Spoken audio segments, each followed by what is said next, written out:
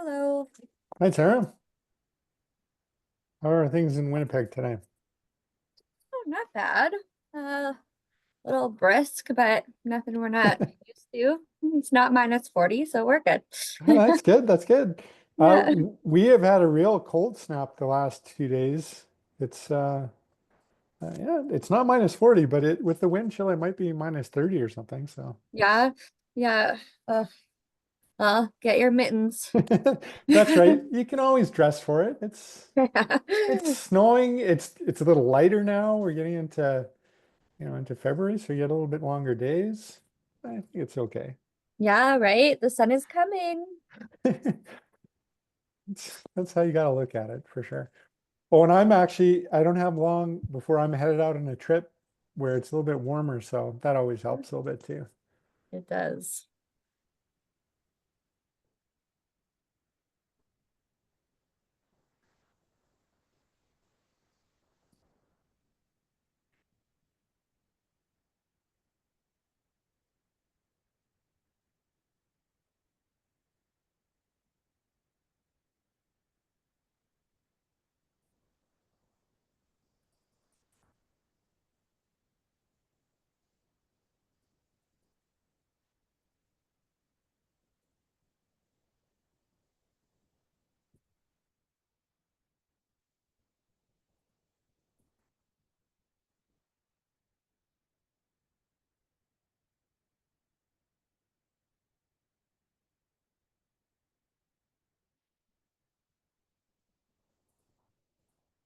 Well, everyone, we're just waiting. Our presenters today are calling in from Boston, so we got to make sure that they have a little time to get on the call. They've got a conference, and I think lots of people are at that conference in Boston, Campus Energy.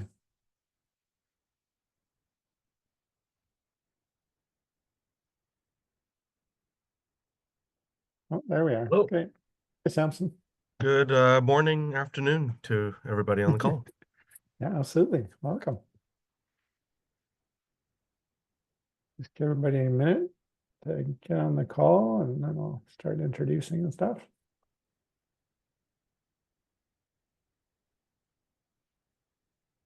It's great. We've got some representation from all of our, what, 4 Western provinces this morning, which is exciting. Can I get those guys in Ontario? Had lots of conversations with them.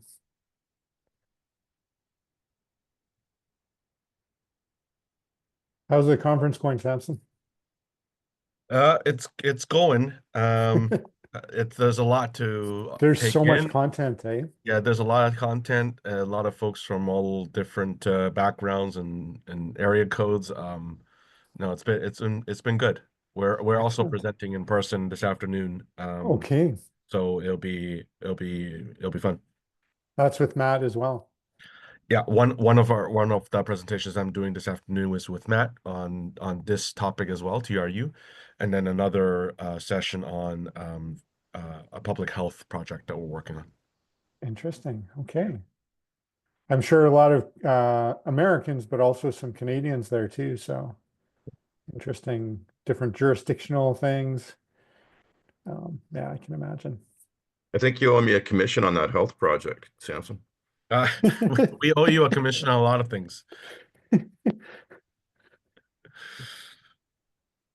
Okay, I think it's a good time to get going. I'll kick things off. Hi, everybody. I'm Donald Jantz. I run the Sustainable Campus Collaborative, and we've been having meetings like this for a few years now. So appreciate everybody there's lots of people who've been on this call for a long time. So appreciate that support.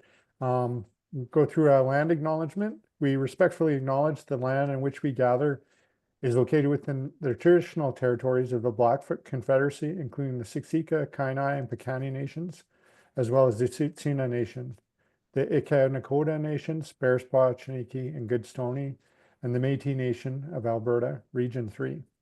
I'm doing this from Alberta, Calgary.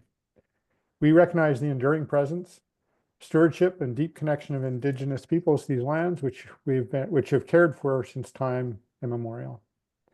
This acknowledgement is a small step in recognizing the ongoing impacts of colonialization and a reminder of our shared responsibility to work towards justice, equity, and truth. So again, thanks everybody for attending. There's lots of things going on across Western Canada. Have some different conversations going on with creative energy, interest in that, as well as advancing sustainable energy and deep energy retrofits with the Retrofit Accelerator in Alberta, Alberta Eco Trust. So if you're thinking about any kind of retrofits, make sure you check out Alberta Eco Trust Retrofit Accelerator if you're in Alberta. There's similar projects going on in Manitoba and Saskatchewan. So feel free to reach out on those as well. Help you connect with resources and funding and expertise to help make those work well. So today we're excited to have a great presentation, really kind of exciting cutting edge technology as well as financial administrative solution that's really unique. So looking forward to learning more about it. We're going to be learning about the implementation of a low carbon district energy system, a project representing a significant step forward in commitment to sustainability, innovation, and community leadership in BC and on the campus and at Thompson Rivers, and showing us ways that we can do things in other parts of the country and across the continent. So I really appreciate Samson and Matt taking time out from the Campus Energy Conference in Boston. I know it's an exciting conference, so really appreciate there's no bit of an overlap to present to us today. We're honored to have with us two key leaders who've been instrumental in the initiative, Matt Milovick, VP of Administration at Thompson Rivers, whose strategic vision and dedication to sustainable campus operations have been pivotal in bringing this project to life, as well as Samson Tam, Business Development Lead from Creative Energy, whose expertise in energy solutions and collaborative approach have been essential in designing and implementing this cutting-edge system. So with that, I'll hand it over and let you guys take the lead. Thanks.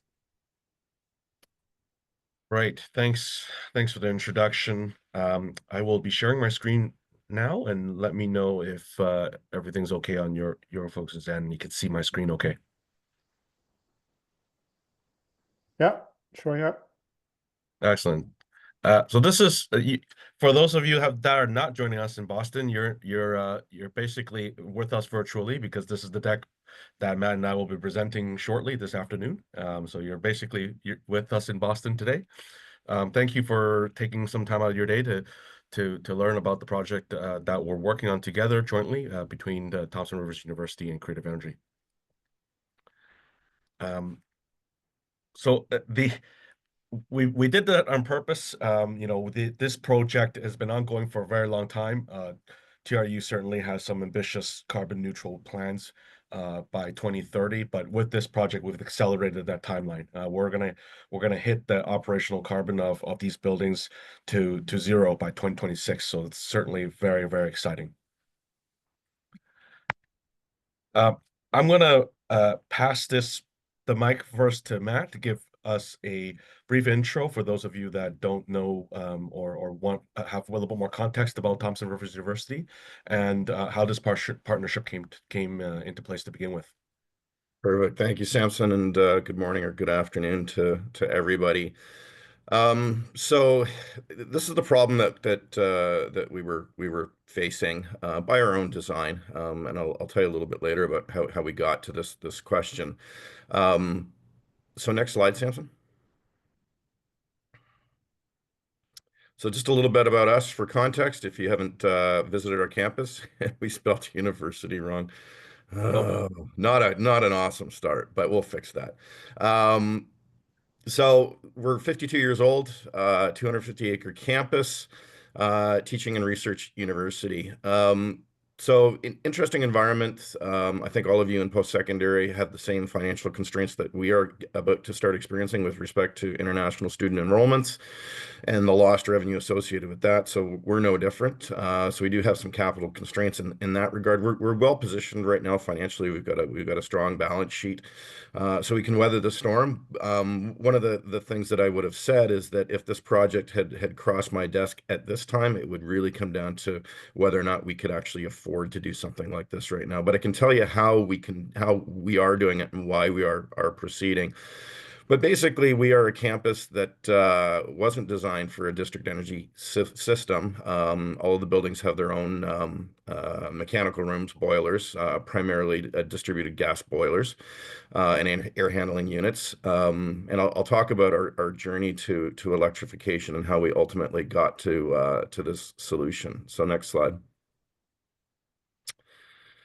So with anything that you want to be successful, it really needs to start with a plan. And TRU has really been, I think, leaders in sustainability in BC and perhaps nationally. And it started, I've been at the university for 12 years, but we've been into this probably for 15 or 18 in a real way. And in 2015, we actually put together our first campus sustainability plan.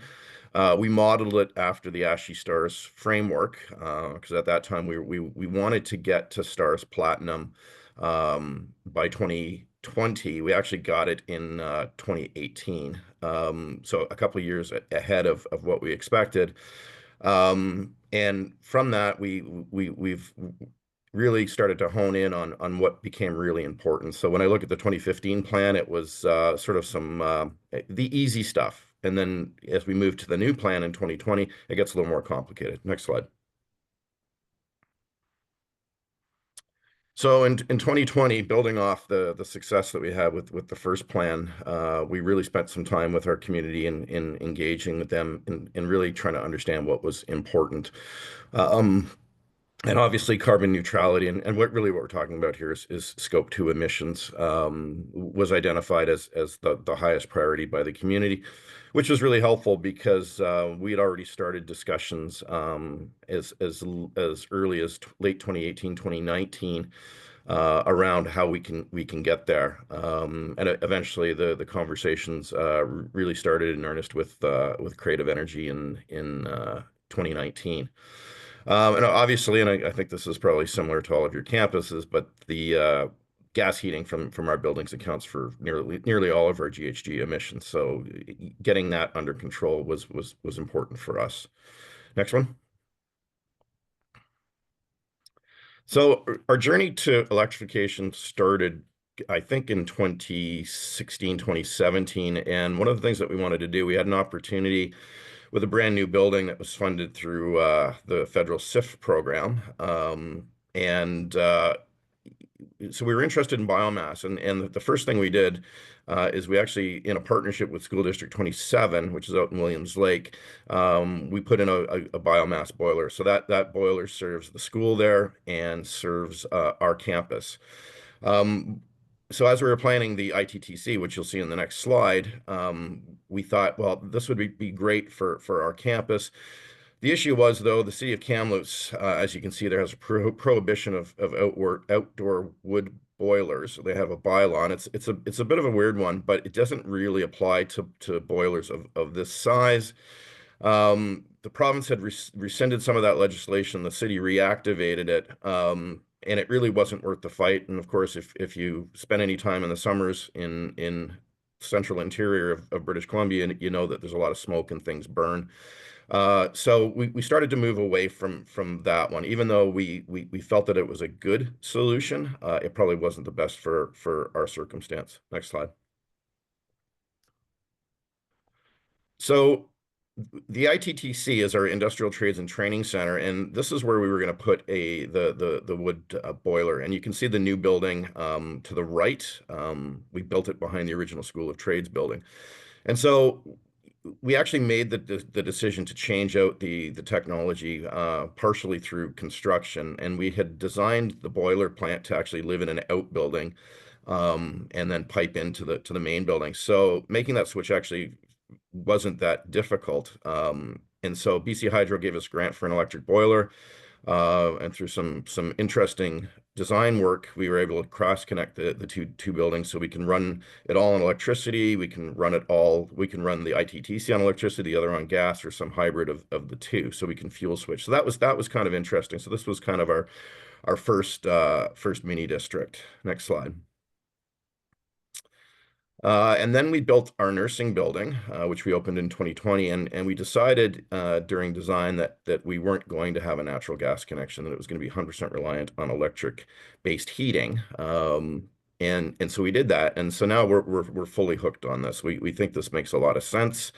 It's serving our goal of reducing our emissions, and so we're really into it now with creative energy in terms of, okay, how do we decarbonize the entire campus? And interestingly enough, my original partner in crime on this, a guy named Diego Mandelbaum, he was an engineer for Stantec, and back in 2014-15, we did a district energy study, and at that time he said, no, it didn't make any sense.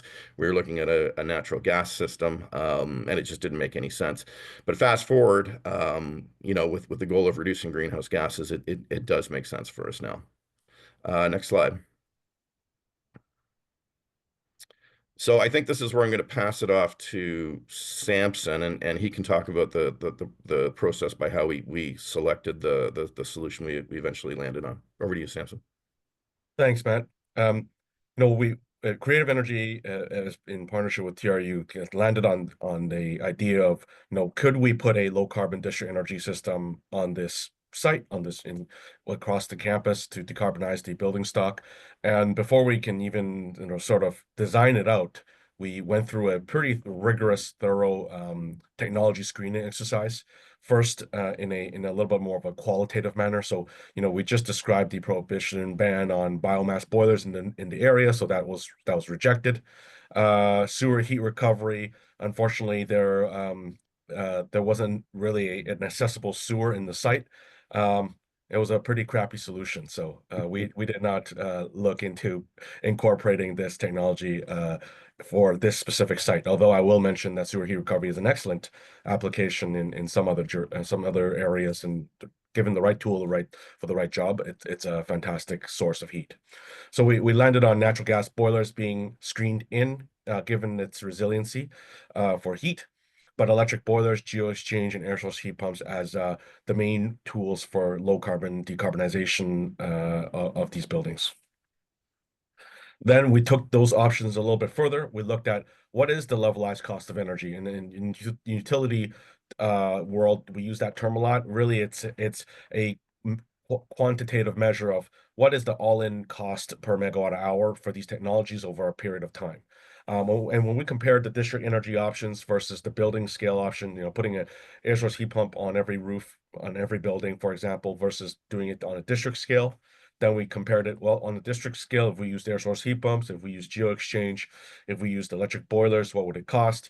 And for this specific site, namely in Kamloops, CC, we found that a combination of air source heat pumps, and I'll explain why there's a water source heat pump there in a second, but that technology mix was the most suitable for this climate and for the building mix. And so that through a series of other technology screening processes and doing the full economic study, we landed on this option. And so, on the right there, you can see the extent of the proposed LCDS, low carbon district energy system network across campus. I think about 14 buildings in total on campus, and another 2 off campus, and I'll explain that in a second. Which is a very large selling point and value proposition of district energy, which is to catalyze the community. So not just having the ability to decarbonize the Thompson Rivers University, the campus itself, but Thompson Rivers University has provided a way to decarbonize its surrounding community, and I think that's a very powerful message. So and then Samson, yes, why don't I jump in here? And I just sure.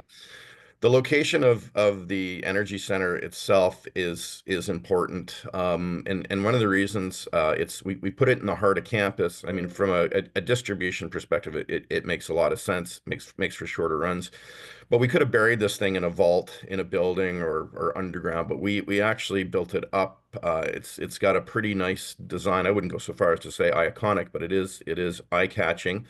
And we want it to be an overt commitment to sustainability. So people are on the campus, they understand that what we're trying to do here is really important. We expect that it's going to be a bit of a living lab with our faculty. Creative Energy has kindly agreed to share data as it needs to, for researchers that are doing that kind of work. So pretty much it's in the most high traffic area on campus, and it's really a commitment to sustainability that we're quite proud of, and I think it deserves to be overt, and not hidden away. Thanks, Matt. And yeah, absolutely. All of the said qualitative benefits are very valuable to highlight. I just highlighted it on the map there and kind of circled it right in the middle of campus next to where that large building, T-shaped building there, that's the student campus, old main, they call it, right? The Yep. large, it's a gathering point. So all the students go there. It's a central center of campus, and you really can't miss this building. I think it's a very, very nice piece of conversation starter as you walk by. And the other thing about this building as well is that we added a bit of scope. We've put our sustainability offices on the back side of this building. So really, this is the sustainability hub for our campus. Oops, I'm gonna erase that. There we go. Um, for the more technical folks that are interested in a little bit of engineering, this is the solution, the technical solution that we've used in this for this project. One thing to highlight, which is a little bit different and fairly unique to this project, is the two-stage heat pump project that we've proposed with air source heat pumps, taking the heat from the air, creating a low grade of heat. And in the absence of this existing retrofit project, typically this low grade heat is already totally sufficient and fine to use in a new building. But one of the objectives of this project is to reduce the amount of retrofit needed for the existing buildings that this district energy system will serve. And so in order for us to reuse and maintain the existing mechanical systems, we needed to step that up to a higher grade of heat. And the solution to do that was to step that up with a water source heat pump. So about 95% of the year, the heat from the air would be bumped up by air source heat pump, further bumped up with water source heat pumps, and then sent towards the grid, the low carbon district energy system. When the weather gets a little bit too cold, our electric boilers start kicking on, and it's still fueled by our clean BC hydroelectricity, to back up the fact that the air source heat pumps, the capacity starts going a little bit lower and lower as the weather gets cooler, with the water source heat pumps continuing to do work and bringing it up to speed, to a usable temperature. And then finally, there's the 5% of the year where it does get maybe perhaps too cold for the air source heat pumps to operate, and electric boilers do not have sufficient capacity on its own.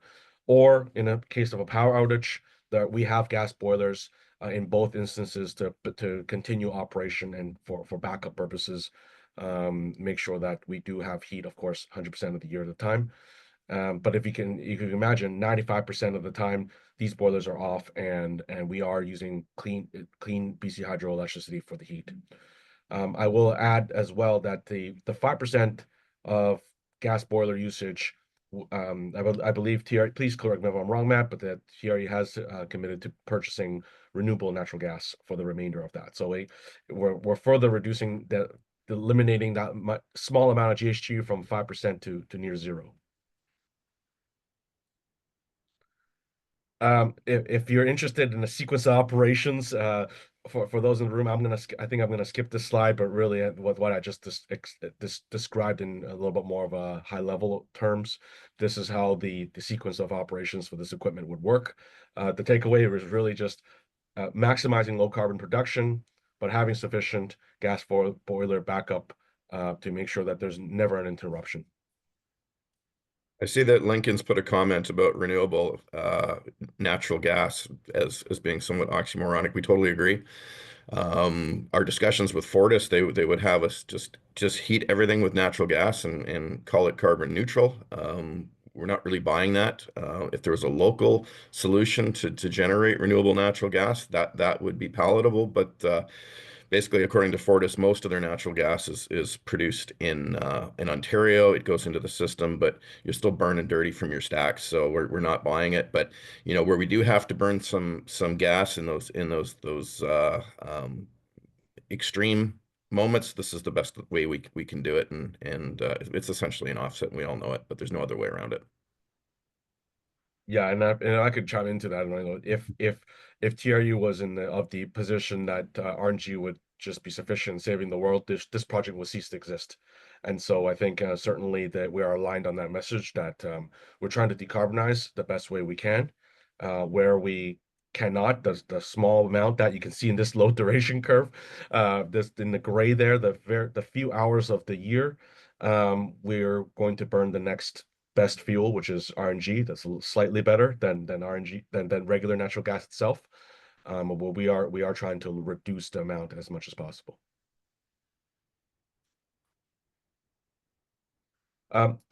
Donald, should I leave all the questions till the end, or should we kind of jump in there?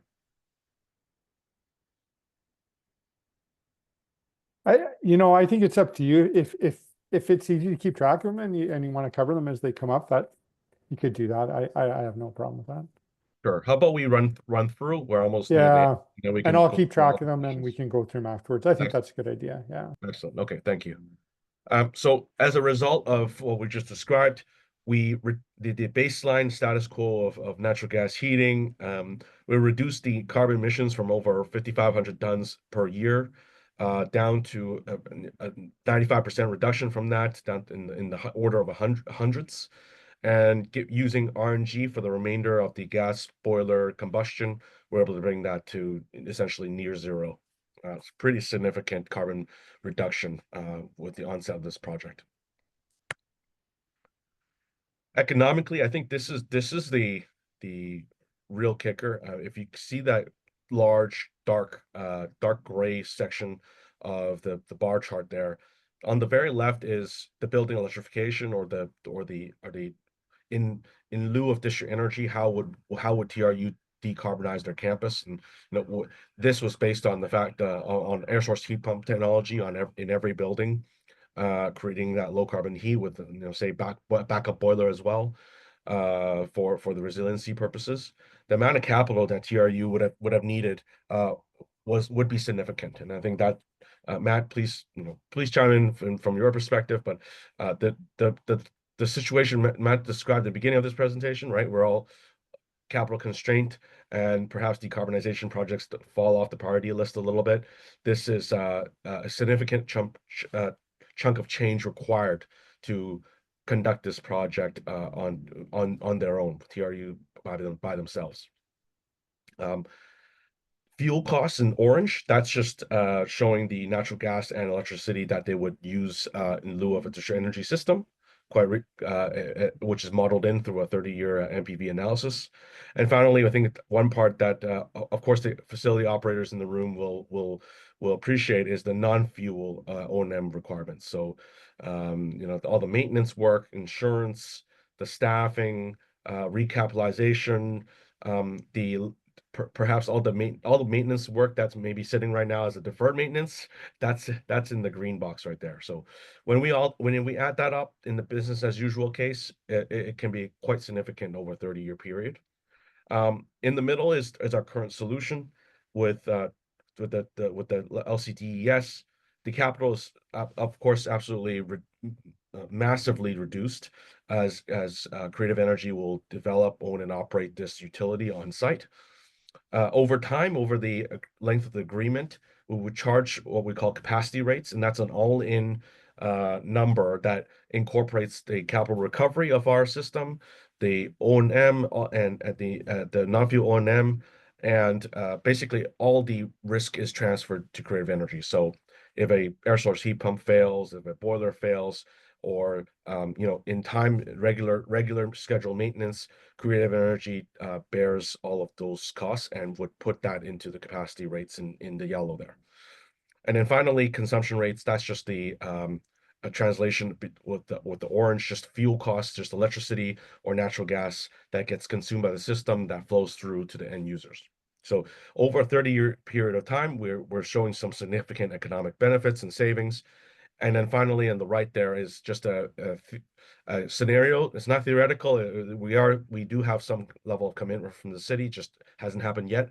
But in the ideal world, once they connect, we're able to reduce that even further as the economy of scale benefits everybody. The more users that get connected, the costs of the system gets reduced for everybody. I'll jump in there and talk about the finances from my perspective. So, and I think I'll probably at least answer part of Doug's question in the chat here. So one of the reasons that we really liked this model, a bunch of them, but first and foremost, we didn't want to be a utility operator. So our core business is not utilities. That's what Creative Energy does. So bringing them onto campus made a lot of sense. When we look at financing this, so as Samson indicated, we're paying it back through the rates, their capital contribution through the rates. Our capital contribution up front is about $19 million. So we will own that and build that building that the engine for this thing lives in. So that LC Des Center that you saw earlier. So we will do that, and then we will pay for all the in-building retrofits required to accommodate the system. And so what Creative Energy, what their investment is the mechanical system and then the piping network. And we've given Creative statutory rights away. They're going to dig up our campus starting this spring to connect all this stuff. So that's how it works. And the reason we like it, in British Columbia, we as a public institution are not allowed to go in and let debt. We can't put out a bond or borrow money. We're beholden to the government from that perspective. And so what this allows us to do is, I think the creative energy portion of this is about $24 million, but it essentially allows us to finance it off book. As I said, we're paying it back over time through the rates.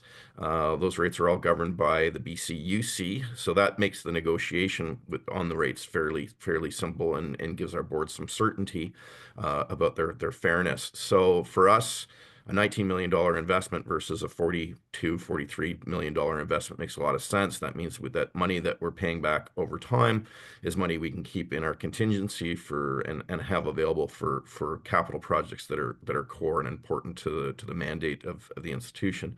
The other thing as well, Samson mentioned the connection to the city facilities. We have we have a MOU with the city. We're hoping that we can that connection would reduce their greenhouse gases significantly, and they know it. It's an athletics facility with a pool and an aquatic center. But the other thing too, we also have a land trust. So some of our surplus lands, we dispose of them through 99-year leases for housing, retail, etc. And all future developments where it makes sense on our campus, that is to say in proximity, will be required to connect to this system as well. And again, as Samson mentioned, the more connections to this, the better the rate is for everybody. Doug asked about a grant. I actually had to beg and plead, and they gave me $3 million. That is to say, the provincial government gave me $3 million. They touted as the most important GHG reduction project in the province, but weren't really willing to put a lot of money behind it, which is kind of unfortunate. The other thing too about the annual operating costs, it's more expensive. Obviously, electricity is more expensive than natural gas. The total increase to our utilities is probably just over $1 million a year, and that's the price we were willing to commit to bring our GHGs down essentially to nothing. But again, if you go to that 30-year payback, if you were to electrify, and I think at some point in time we're all going to be required to electrify, over the long term, it makes financial sense for us to do this.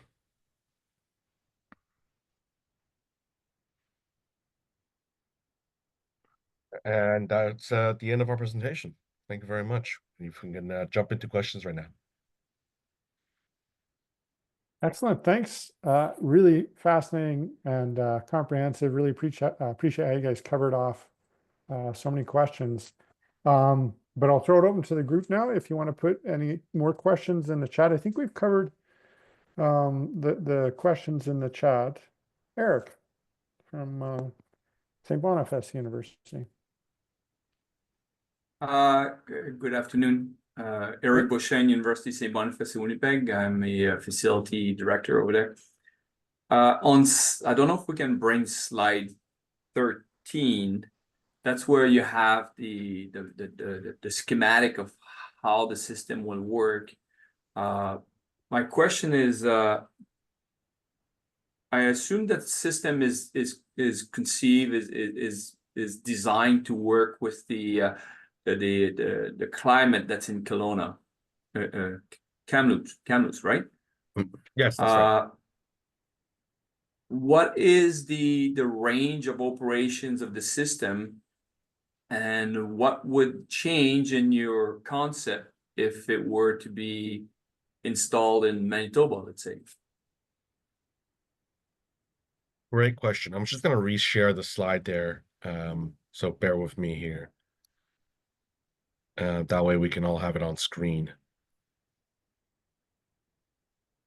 Right there. Okay. You mentioned just to pull up this one back up here. So I'm hearing two questions. One is, you've assumed that the system was built for the climate of Kamloops. Of course, absolutely. And in lieu of if the system was in Manitoba rather than Kamloops, what would we do differently? Is that correct? Those are... Yes. So for Kamloops specifically, and then I'll move on to Manitoba, the design temperature was a minus 25 on a 1% degree, 1% design day. And so what we knew that, of course, during our design, there was only a few hours of that. And so to maximize the amount of air source heat pump usage, typically, let's say, I'll use an example where we're not using air source heat pump and water source heat pump in tandem.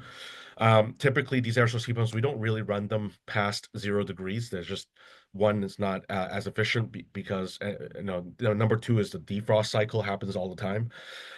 In this specific case in Kamloops, because the humidity is really low during those temperatures, that the defrost cycle was actually not running as much as you would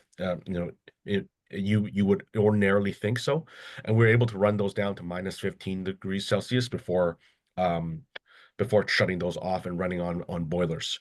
And so then the electric boilers kick in lieu of the air source heat pumps to provide that low grade heat, and then the boilers kick on as well after that when the electric boilers are on maximum load. So for Kamloops, we have the utmost confidence that this system will operate in those low ambient temperatures. Now for Manitoba, I think two things. One is we did analyze a geo option for this project, and one of the main reasons why geo wasn't selected for this specific project was because the main goal was to decarbonize the campus, and cooling inherently is a relatively clean process. It's already electrically driven, so that was not a priority. However, in Manitoba, if a project were to do heating and cooling, that the dollar per megawatt hour number would significantly drop. So we would definitely take a look at geo to see if it's a better solution for a place where the design temperatures may be lower and for longer periods of time in the year. So geo certainly, but I think the sewer heat recovery, air source heat pumps, other technologies that don't require boring into the ground. We just have to look at it on an hourly basis. So we do this sort of hourly modeling of dispatch models for our technologies on every project, and this is how we kind of come up with these 30-year life cycle costs, and we would study it. So I can't give you an absolute answer, just to tell you that air source heat pumps may be less efficient. Geo is a great idea. If there's a sewer, even better. There's a little bit more, there's lots of ambient heat in there that can be captured. Okay, thank you.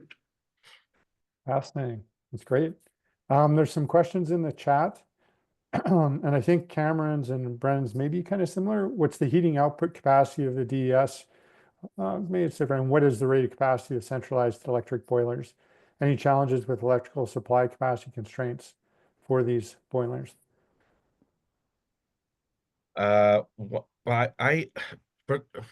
I believe that the top end capacity for the heating plant was close to 4 megawatts, but please don't quote me on this. I will get back to you on that number, about 4 megawatts. But that being said, the total capacity is nowhere near what the anticipated design capacity is. A large portion of it is backup boilers having, if one boiler even went down, the other gas boiler would kick back on and be able to feed the entire university campus. So certainly the capacity is much higher than the design requirement for the campus. And then I believe there was a upper threshold of electrical capacity on campus, Matt. Correct me if I'm wrong. I think it was 4 megawatts or something like that for the campus electrical capacity. Um, and there was an upper limit, and the way we designed the system, we were able to come underneath that threshold, still allow room for the campus to grow and build new buildings, and not trigger a brand new BC Hydro, upgrade. And so I think that's certainly a piece of innovation that's worth noting. Being able to work within the constraints of the electrical capacity that's available. Absolutely. No, that is really key. We're brushing up against that in many, many places now, and want to avoid those costs. I think Brendan's question may be interesting as well. And in the context of, I had the question, is there a square footage of buildings that's kind of a threshold that you need? And then on the other end, I think what Brendan's getting to is, you're seeing that cost reduction as you add buildings, and you can add the recreation building from the city, the retail and other buildings on campus. And so what was the sizing determined for excess capacity in that regard? How much are you assuming? How much will be added? And could you see those kind of per unit costs continue to go down because there's enough capacity there for them? Yeah, so the two-part question was the sort of the size of campus we're looking for, and then Yeah. number two is, as we expand, what does that do to the economics? First question for the size of projects that would be applicable. To be honest, we're quite open and flexible to what sort of size of campus that a district energy system would be applicable for. I think it's case by case, and if it's two buildings on campus, a very tiny campus, perhaps not the greatest application for district energy, and we'll be the first ones to tell you this is the wrong tool for the wrong job. But I think many of these mid-sized campuses across our nation would be a suitable candidate for a low carbon district energy system. And then, as Matt mentioned, the Kamloops buildings City of Kamloops buildings are right next door to our system. New properties trust buildings are coming up, student residences, and other building types are coming up adjacent to the campus. And the beauty of our system is as I described earlier, the design load and the total capacity of the system has a significant delta. And we were able to provide that significant capacity difference very cheap, in a very inexpensive way, just because of the resiliency question, right? We need to, if there's no power or some freak weather event, are we able to heat the entire campus with gas boilers? And that answer is yes. And so expanding to a nearby building, all it does is utilize our electrical low carbon district energy equipment higher. So we have a higher utilization, and uses the gas boilers a little bit more as well.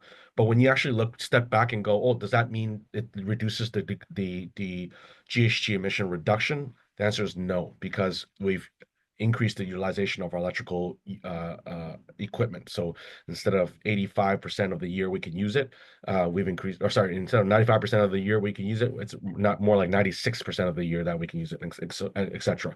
The equipment is utilized at a higher rate over the year.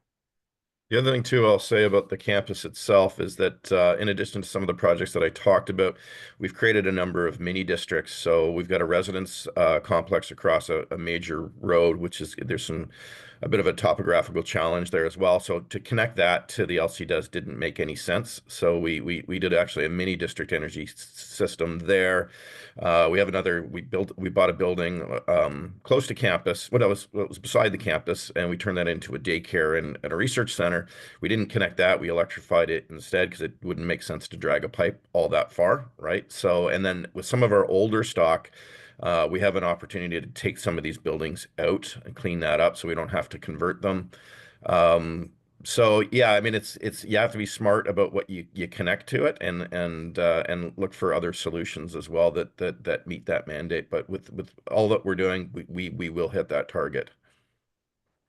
Oh, the other thing, sorry, I'll add too, because I think the question was minimum size of buildings, and I think we are limited to whether it's by design or by choice, but I don't think we'd connect anything that's smaller than uh, about 18,000 square feet, I think is our minimum. Yeah, slightly arbitrary. There was more of a like a by consensus that we chose that number. If it's a smaller building that we have now, given the map, we showed earlier, if it's a smaller building on campus that's immediately adjacent to our lines that we know we've completed 5 years from now, why not, right? But it's more so when we were rolling out the brand new system, laying down the pipe, that was a sort of a mutually agreed upon metric. Yeah, and the other thing I'll say that's kind of cool is we're building an Indigenous Education Center, and we brought PCL in to do the work for both projects, get the economies of scale, and so that's going to be the first building that we build purposefully to connect to the LC does. It won't have its own mechanical room or boilers like everything else does. It's built purpose to connect. It's kind of cool. Well, no, that's great. Stephanie asked from Red River College Polytech in Manitoba, when planning a system, how far away do you look in the surrounding area for potential partners? Great question. Great question. I'll try to answer that, but I hate to be vague, but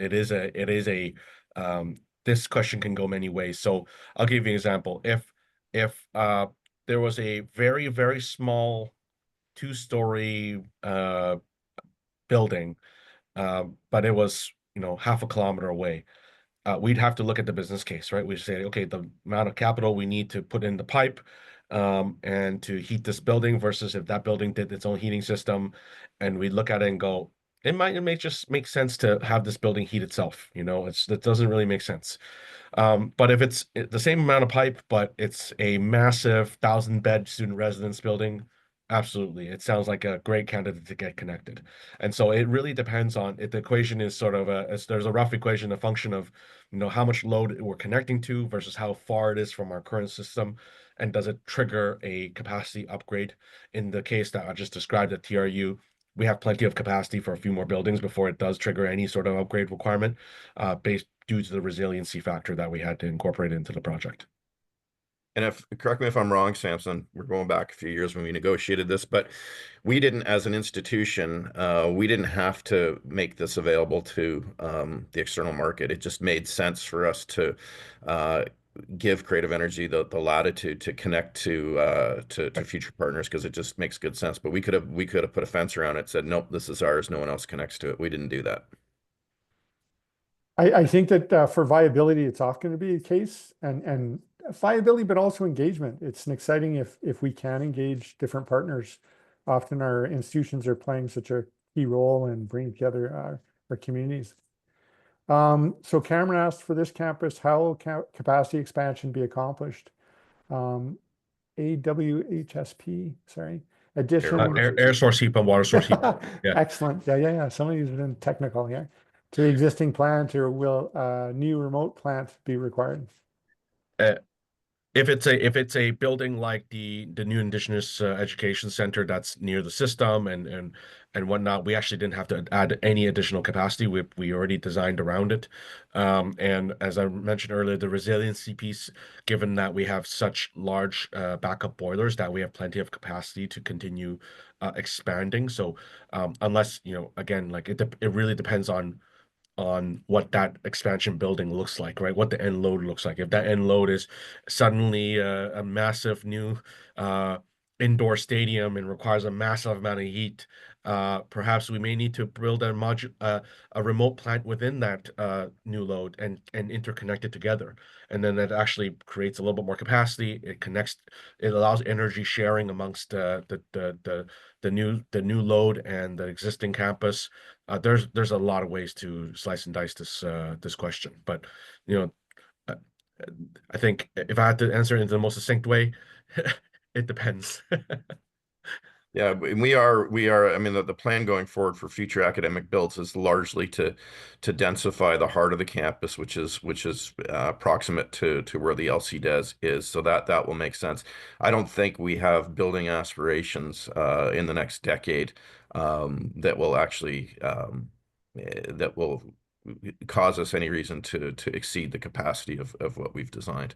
My gut says that this campus is going to be a 10,000 on-campus student enrollment. I think it'll kind of stay there given the way things are going, and that's probably okay. And so our built environment is probably appropriate, and future expansions will be managed. I have a question. I'm wondering the proportion of your campus buildings that are covered by this system.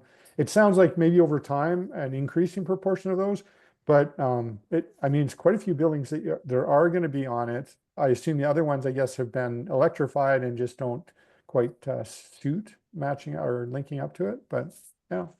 Yeah, the majority so of the buildings are connected. Oh, sorry, Matt, go ahead. Well, I was just going to say, so as I mentioned, we're actually going on a bit of a campaign to remove old inventory. Way back during World War II, our campus actually served as a military base. So we have all these little military houses that serve as, disparate offices, and they're wildly expensive to maintain and heat, and they're total garbage. And so it gives us an opportunity to clean it up, right? And everything else, by and large, when we have to do a retrofit, we've electrified those things that don't make sense to connect. The other thing too I'll add is speaking of capacity, so BC Hydro has they've given us 40 cents on a fairly ambitious solar project, which we're putting in. So it's about a $900,000 project. They give us about just under $400,000 for that, and that's kind of unheard of for BC Hydro to be given money away like that at that level. And part of it is I do think there are some concerns from their perspective around capacity in the system. So that is, if there's a concern for me over time, that might be it. Would that project be mated with battery storage, or just kind of be consumed during the day, I guess, to feed air conditioning often? So it makes Yeah, sense. the first phase of it will be consumed, but we are thinking about battery storage and what that could look like as well. Yeah, absolutely. And So could be some interesting opportunities. even though we're committed to this project in a big way, it's not to say we're not going to play with other technologies either, right? As it makes sense, especially where there's something that doesn't connect to the system. So we're kind of open to it. And it's kind of sexy potential for some research, depending what kind of technology you pick as well. Yeah, that makes sense. Cool. And so will that solar project, is that in the process of being constructed right now as well? Yep. Okay. Yeah. And actually, the one thing I'll say that, Samson and I have done this presentation a zillion times. And what's different about today's presentation, I should have mentioned it, is that we actually have a shovel in the ground now. This project is real. It's not a concept anymore. This thing is being built. Which is really exciting. Yeah. And what I would like to see, or I'd be excited about, is getting this group together to actually do a tour and hang out on campus a bit. But You'd be welcome to. so when's it all going to be done and kind of up and running? I think the schedule has us late summer of 2026. Is that right, Samson? That's correct. Yeah. And so far that's still the case. Unless creative energy screws it up somehow. Yeah, exactly. The schedule so far, knock on wood, is end of the summer of 2026. So since all projects come in on budget on time, we'll say fall. Wow. Yeah, it's a really exciting project. It's quite inspiring. Well, I think another question came in. I'm assuming you're interconnecting this distribution system, the existing building AHU steam heat coils, are implementing consumption. What's the metering looking like so you can monitor all this? So we will be putting utility grade metering for every building, so we could accurately measure how much energy and heat is being consumed by each building. Just to be technically correct, there's no steam; it's all hot water. And so the air handling units that currently have a combustion right now, they'll be retrofitted. Matt described a little bit of retrofit side on the building side. So for buildings that have air handling units with combustion, they'll be retrofitted to hot water coils that would accept the hot water from our system. And for natural gas systems that circulate, the hot water for the radiators, etc., we would just change the piping. So we would decommission the gas boiler, tee off, and connect to our hot water system. And that cost of that conversion, kind of retrofitting to match this up, that's being covered by, who's covering that? We're paying for that. That's part of our That's the- 19 point something investment. Yep. And are there kind of the same time, are you doing, and maybe the buildings don't require this, but doing energy efficiency upgrades of any kind as well, or is that already in good shape? Yeah, we've done a lot of that. I mean, I think we've pretty much done everything that we can do given the inventory that we have. Samson, I don't know if you have a comment on that. No specific comment. My understanding is, Matt's team and Warren and all the asset managers, they've already kind of captured all the low-hanging fruit, right? Like commissioning and Yeah. energy reduction and some of the things that you do Controls, without yeah. efficient energy system, right? You want to do even with a gas boiler system right now. Exactly. Make sure your thermostat's at the right set point. Those kind of things could be done with or without a DE. So it's that demand side certainly can always be improved, but it's more or less done. So now we're just tackling the supply side, making sure that the reduced demand is met by low carbon heat. Perfect. No, that makes a lot of sense. And BC Hydro, BC have been very much, they've been aggressive on that for years. So that, and we're seeing similar in Manitoba. Efficiency Manitoba is doing a lot of work and investing a bunch of money and have been for a while. I think Saskatchewan and Alberta, we have a lot of work to do that can, make a lot of impact on that demand as well. So, no, Yeah, and that's great. the other thing I'll go back to Doug's question around the grant. So I should be clear on this. So the provincial government gave us $3 million, and then BC Hydro has given us another $1 million towards this project. Okay. Yeah, I got to give credit where it's due. That's definitely important to understand the cost. And yeah, we would love to have that kind of funding accessible, but yeah, it sounds like you had to fight for it pretty hard too. So But you know what I think, and here's the problem with being sort of the first mover on some of this stuff is that as we push up against those deadlines to reduce our greenhouse gases, I guarantee there'll be programs to fund and augment this, right? And so I'm not complaining. We're going to do it sooner because it's the right thing to do, but the money hasn't exactly rained for us. We've had to really beg, borrow, and steal all of it. yeah, squeezing those pennies to make this happen, and that's why you're presenting, because it took, the finances had to make some sense, but you had to push it to make it. You had to really believe in it. So really appreciate that you guys are doing that. Cameron followed up. Are you going to interface this utility grade metering with your existing BAS? Yeah, yes. So all the meters are remote metered, and controlled. There's well, a little bit, again, to be super technical, it is interconnected. The metering itself is not controlling the system. The BAS is controlling it through, the temperature sensors and everything like that. But yes, it's interconnected with our system through remote monitoring. Something to note as well, we'll be building a digital twin with the system. Sort of a virtual double of this system, and that we will be pre-commissioning prior to the full construction of the system. It's going to be really cool. We're going to be modeling it hydraulically. We can kind of figure out the problems before we turn the system on. So certainly something that's extremely exciting for us. And is that the main benefit of that electrical twin? Allows you to model what's going on, and then you adjust, I guess. Once the system comes up, then you can adjust it, and it allows you to anticipate and just improve efficiency, maybe of the next system as well as the existing. Is that? Yeah, absolutely. It helps us anticipate it. Without a digital twin, 99% of projects out there, right? You build it, then you turn it on, and you go, please, I pray to whoever you believe in, please make it work. And then it usually is not perfect yet. Then you got to tweak, play around, Yeah. and do things. And with a system with a digital twin allows us to sort of foresee some of the problems and have the valves at the right spot even before we turn it on, and things of that sort. And every valve, every controller is modeled in this digital twin, which is really cool.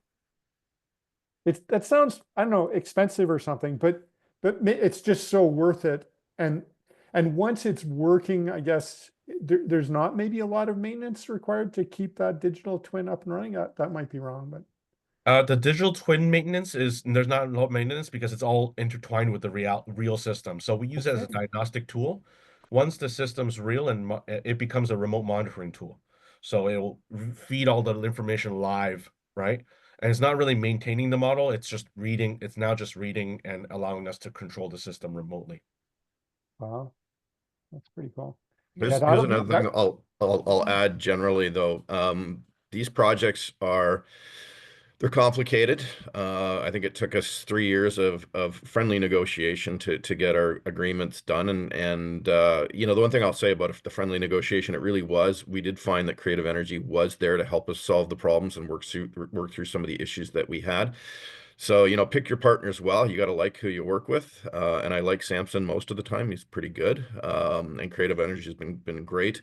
The other thing too that I will say, and this comes back to my comments around our sustainability plans, you're going to need to socialize your boards. And we were talking about this and warming them up for about 3 years before we popped the question, so they understood it. And given where we stand with respect to stars and our platinum rating, sustainability is something that our board has wrapped their arms around. They own it, they love it, and they understand it, and they understand the importance. And so that makes that investment decision for them a lot easier if they know that it's part of a plan and what it's leading to. But don't just pop the question, warm them up.